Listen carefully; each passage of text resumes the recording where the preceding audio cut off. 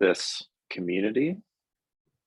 Very excited to have everyone here and build this community around customer success, and have a chance to meet each other and also hear from some amazing folks such as Ejieme. Ejieme, thank you so much for taking the time with us. Very excited to chat with you again. Thanks for having me. We've been excited to get to have your advice here at Minerva over the last 2 years, and would love to dive right in. I think, we actually have a really small amount of time relative to your background and your expertise. So I wanted to start by saying your official title is VP of Customer Success and Account Management. That I find that title particularly interesting, and would love to look at how do you differentiate the two? Are they two distinct things at Quiq? How do they live together? Yeah, well, what's in the name? It's interesting thinking about titles and what people do, especially at early stage companies, right? It's like we all have to do a lot of things and wear different hats, but it's also helpful to create lanes of specialization and ownership and missions. So, the team can feel that they can actually be empowered to get certain outcomes done. So the customer success and account management teams are distinct and different. And the simplest way to understand that delineation is by commercial ownership. So our account managers are much more aligned to commercial responsibility. And that's primarily in two ways: revenue retention and revenue expansion of our customer base. While customer success managers right now do not have direct revenue responsibility. I'm still a big believer that there's so much value still to be unlocked and realized, that CSMs really are focused on driving business outcomes for our customers and being our internal voice of the customer. So really advocating on our customers' behalf without having to sell to them as well. So that's the distinction. And it's really been something that is sort of new and that we're exploring. Our account managers also handle our a different tier and different segment of customers as well, while our CSMs are primarily focused on our enterprise customers. They need a little bit more handholding, have a lot more complexity in terms of our deployments and the way that they use our product. So CSMs are primarily focused on that segment. So that's a further distinction that we like to outline. Yeah, so is it set up that each client has a single point of contact and you choose whether that point of contact is in CS or account management? Exactly. Yeah. So right now, one customer only has a CSM or an account manager. If a customer has a CSM, they also will have an account executive. So we do a lot of work with our direct sales team as well. So it'll be the account executive that's responsible for our renewal motion or our expansion and upsell motion as well.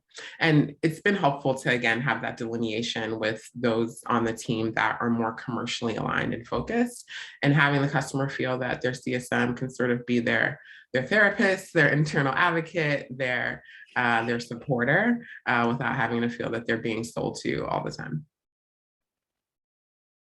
Yeah, that makes a ton of sense. And then you mentioned the voice of the customer. How has that played out so far, and what's the sort of ideal version of how the voice of the customer translates within the rest of the company? Yeah, that's a great question. And what's great about our team, we're still small, almost everyone has a touch point with our customer, right? So, we're not protective in terms of customer success, that like we are the sole and primary touch point. It's been really great working with our product teams, working with our engineering teams, and bringing them to the table, obviously as needed. We want to protect their time as well, but making sure that they're available to hear directly from our customers, how they're using our product, how they envision using our product in different ways. So the way that we activate that is the CSM, is really the boots on the ground, really the person that can bring resources to bear as needed. And so understanding that a customer might be having it's really opportunities to grow and expand the way that they're using our product. They either bring in an account executive, or they bring in our product lead, or they bring in a solutions engineer to kind of in real time understand those requirements, be able to clarify and refine whatever they are, so that we can then deploy the rest of the team to realize that vision, to obviously roadmap it, scope it, figure out where it fits in everything else that we're working on. The other thing that we're doing with Voice of the Customer is really sharing our wins internally. Customer success, obviously very customer facing role. We also get a ton of upside in seeing our customers really happy and really using our product well, enjoying using our product, realizing outcomes. Not everyone else on the team gets to see that. So what we're doing in terms of our Voice of the Customer program is actually inviting some of our customers to some of our internal meetings. So our engineers, our product leaders, who again, don't always get to see that great advocacy and great customer experience being told from our customers, they get to see that firsthand. And I think it really kind of connects everyone's work that we're doing back to that customer, and they get to see that firsthand. So excited to continue to do that as our Voice of the Customer program. Yeah, that sounds really meaningful and interesting in that it feels a little bit more like a soft skill and not a hard skill, or it's not necessarily something that's driving toward a tangible business outcome. And yet I can see that being so impactful, even just in relationship building within your own company. Exactly. Yeah. We ask a lot of our team members, right? Especially product and engineering. And it's great to be able to show them that their work has such an amazing impact on our revenue, right? On growing our company, and on impacting our customers in a positive way. So it's great to be able to tie the hard work that everyone's doing on the team back to either a tangible or, as you said, an intangible positive outcome.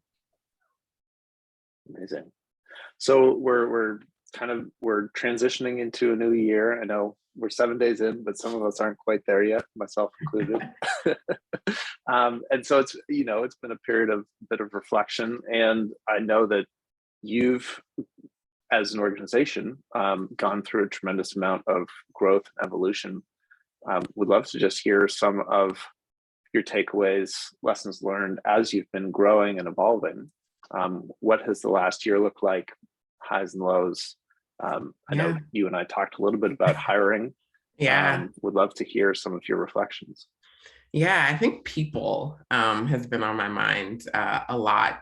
So a little backstory, my current company, Quiq, acquired my prior company, Snaps, back in April. So with any sort of organizational change like that, there's a lot of disruption. We were glad that everyone that, was part of our Snaps family came along with us to Quiq, which was great. But there were still some people opportunities, right? In terms of culture, operate in two different locations, in two different ways of working. And so how do we kind of thoughtfully bring those two cultures together? I think that added element of remote work, to be honest, we're still figuring it out. I think a lot of companies are figuring it out in terms of, being a primarily remote organization now. What does that mean for making meaningful opportunities to connect to your coworkers that you may not see often? And in doing that, I think a few things kind of bubbled up. We unfortunately had to depart with a few key folks on the team. They chose to pursue other opportunities. And I've been hiring to grow the team and to also backfill for those roles as well. And I think for me as a manager, it was really, how do I make sure that I'm supporting the team and making sure that they can see that there's growth opportunities here for them? I'm sure a lot of you have heard this, like, people quit because of managers, people quit managers. I think people quit jobs. And if they feel that they are not being kind of challenged enough, or that they don't have that opportunity to continue to grow. So that's really been kind of the learning for me, is that, smart managers create opportunities for people to use their strengths and show them that they have a path to continue to use their strengths internally. I've also seen in hiring people that there are a lot of people looking for new opportunities. And I think that people are shopping around, which is great. It's definitely an employee market right now, which is exciting for me, because I get to talk to people and really get to talk to a diverse set of talent that, might not have been as eager to maybe poke their head out and see what else is out there for them. It's challenging because I know that maybe my team is doing that, right? Like, so how can I make sure that I'm keeping them happy, knowing that, I'm sure people are in their LinkedIn DMs outbounding and trying to recruit them. And if that happens, that's okay too. I'm actually in my exit interviews, I think this concept of like manager MPS is really an interesting one. For different circumstances and situations, people leave and do other things, right? Like no one is at the same job forever. That's not the expectation. But as a manager, I want to know, how likely are you to work with me again? Or how likely are you to recommend a friend to work with me? That to me is a bit more meaningful at this point, knowing that people want to test out different opportunities, and that's okay. And I'm going to support them in that. But if we have the chance to, can we work together again? And would that be a positive relationship? It's just making me think about ratemyprofessor.com. Exactly. We need that for managers and leaders. Yeah. Rate my manager. I guess, there's certain platforms where you can do like, employer ratings, right? And raise, rate the Right. company. But I want that on an individual level. Like, how am I doing? So, yeah. That's great, because you touched both on trying to create a career trajectory and growth opportunities for the people that you're managing, but also trying to think about that for yourself. How do you think about, how do you think about growing in the CS profession in general? I mean, it's a relatively new concept, really, to go. It's really been the last decade or so that customer success has really been a thing, and then it's really been flourishing maybe in the last 5 years. How do you think about growing that as a career trajectory for yourself? And then how do you think about bringing people up to graduate them into management roles? Yeah, great question. I think customer success is still somewhat of an immature business function. I think there have been elements of customer success that have been either in like product or in account management, customer experience, but as a function in and of itself, I think, folks have done a great job of branding it, right? I think it's also just the growth of SaaS and how SaaS companies are eating the world, if you will. And I think that there's a few different kind of ways to think about growth in customer success. There's obviously growth within the function, or there's, using, time in the function as a launch pad to another function. And I'm seeing kind of both happening. It really depends on the maturity of the customer success organization and the company that you're in. So for example, we're a smaller, Series B funded organization. So we're smaller and less mature than, let's say, I don't know, LinkedIn's customer success organization, right? And so what I'm starting to see is that as you mature in the customer success function, you start to create more specialized roles within customer success, right? So right now, our CSMs, they do a little bit of project management, they do a little bit of an implementation, a little bit of support. But as you grow that function, CSMs then have specializations within a customer journey, right? So you see a lot of folks around onboarding as a function within CS. They are just laser focused on getting those customers stood up and expectations set. You have other functions like customer success operations, right? So revenue ops and sales ops are already a thing. But if you have a much larger customer success function, you need your own internal operational team to drive the data, the tools, the process that team also continues to mature against. So you're starting to see kind of like deeper and further specialization within the customer success function. You have people that are just focused on renewals within the CS team, right? And then you see people using CS as a launch pad to do other things, whether it's moving into product, moving more into commercial or sales focused roles. And I think that that's really exciting because, as a manager and as a leader, having people, stay within the organization and use that knowledge to enrich in other parts of the business is really, really great. I think personally for me, I'm really excited about having someone that owns the customer that's not only sales focused in the C-suite, right? So you see a lot of roles like the rise of the chief customer officer.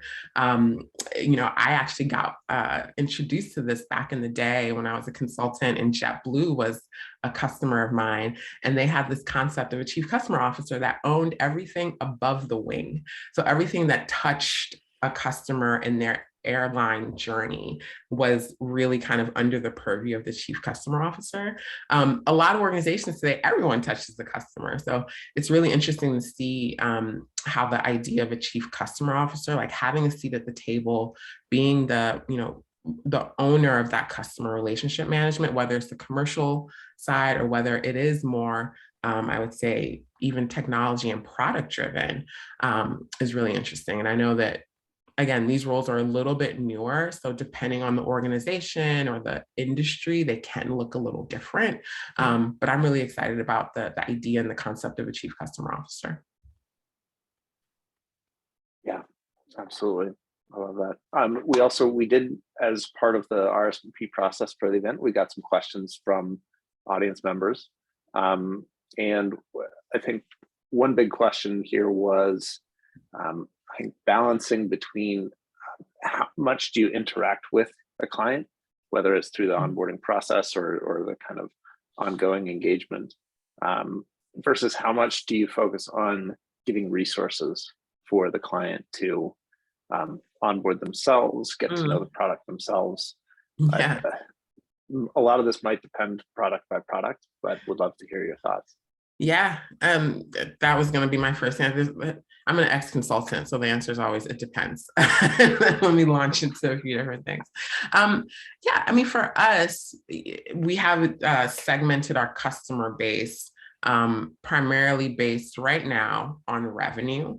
I want to continue to evolve that because I think if you're only focused on what customers are paying now, you can lose sight of what their ability to potentially expand with you and do more with you. And so what we've been aligning against in terms of, yes, our customers that are paying us more, the expectation is a little bit higher. What they're using in terms of the product usually is a little bit more. They do get a lot more hand holding, right? They do get a lot of more of a high touch engagement versus some of our customers that are paying us less. And so I would love to continue to evolve that segmentation model. But I really think it depends on the complexity of the product as well. So we're in sort of a deep tech space in terms of conversational AI. So we have had to work with our customers a little bit more intimately. And, some people call it over investing in that onboarding and in that relationship to kind of get them up and running really well. I think as we mature our product, as we mature our organization, there will be more opportunities for us to drive more, giving them resources. I call it enablement, right? So how do you enable your customer to, handle an issue, complete a task or a function, complete an objective themselves? So I think enablement and education is really, really big. And to be honest, our customers want to be able to do that. They want to be able to move quickly and not have to submit a ticket request and, wait to put it on a sprint and wait to get a response, right? So, a lot of the way we're thinking about the product as well is enablement. How can we enable a customer to do something tomorrow that they couldn't do themselves today. And with enablement, there's of course the product component, but there's the content and the education component as well. How do you give them bite-sized information that's relevant, contextual, in the moment of when they need to do a certain task? Gone are the days of long, user manuals and user guides. Like, no one's got time for that. No one's reading that. So how do we make content more consumable and bite-sized? It's part of our enablement and education program that we're actually just getting started this year. I love that. I mean, obviously we're super well aligned because Minerva is all about providing that contextual information in the moment that it's That's needed. right. So totally love that. Yeah.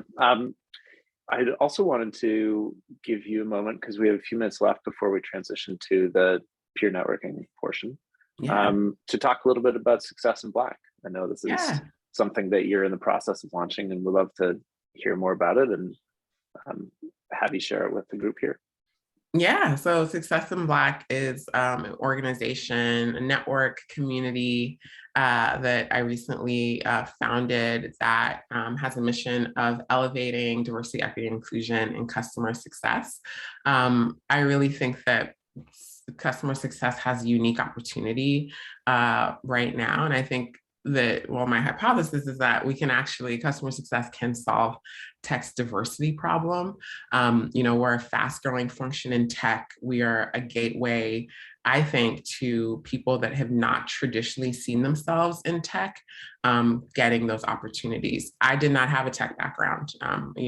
Theon walked through my resume a bit. I didn't see myself in tech. I'm like, I'm not an engineer. I'm not really a salesperson. Like, what's the right role for me? And customer success is really a blend of heart and mind. And it became a great gateway for me. And I think it can be a great gateway for other folks.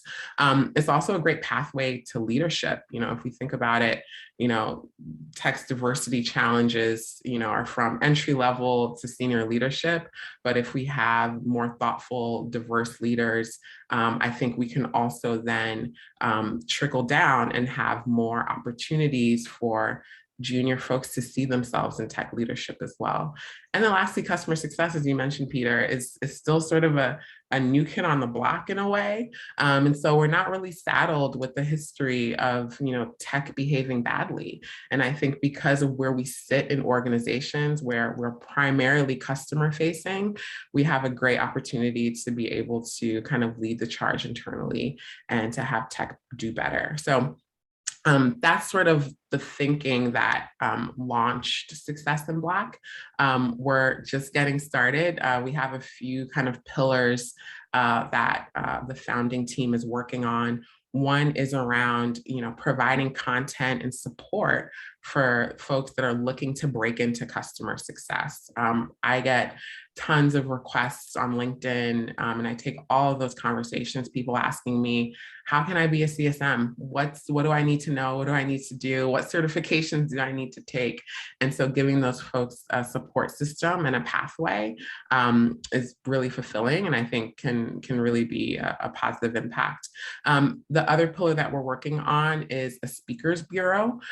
So how do we diversify the voices in customer success that have perspective and point of view? The great thing that I love about customer success in this community is there's no one way, right? Like, depending on the organization, the size, the product, your customer base, there's so many permutations of what great customer success can look like.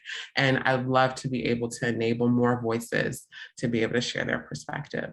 So just getting started. If folks are interested in joining and supporting, I believe Theon just dropped a link in the chat. Yeah, we'd love to have you. Amazing. We love it. We really support that initiative. We want to do everything that we can to make sure that it succeeds. Awesome. And with that, I'll say thank you so much, Ejieme, for being with us today. It's been really wonderful to get to learn a little bit from your experience. Obviously, it's really just like a quick snapshot, but we do want to make sure that we take the time for peer networking as well. Thank you so much for your time and your energy and attention on a Friday morning. Thank you. Thank you for having me. Always love the the Minerva community and team. Appreciate all the hard work you're doing. Amazing. Thank you. Thank you And all I'll throw it back to Theon for the networking. Awesome, awesome. Thank you all for joining us. Now I am dropping the link to our networking portion. Again, this is going to be in Kumo space. And so I was going to quickly jump over to that section. One thing to note, you will have to create a Quiq account, but again, you can use your Google, you can use any of the different means to create that account. Once you get there, click on the link, I will see you there. And for anyone that has questions around joining issues, etc., Peter will stay back for a moment and be able to answer some of those questions, but I will catch you over in Kumo space. And again, thank you so much, Ejieme. Thank you.